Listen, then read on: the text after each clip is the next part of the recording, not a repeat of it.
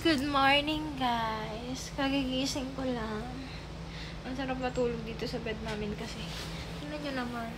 Napaka-aesthetic ng cover. Yan. Oh, napaka-aesthetic. Nabili ko sa TikTok na 1,000. Ba't ka tumatawa? Nagbablog ako!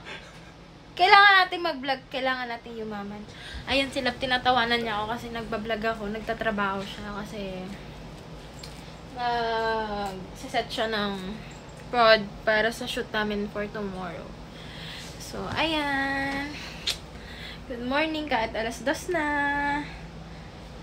Ayan. A day with us. Malabo siguro to. TikTok gamit ko kasi may filter.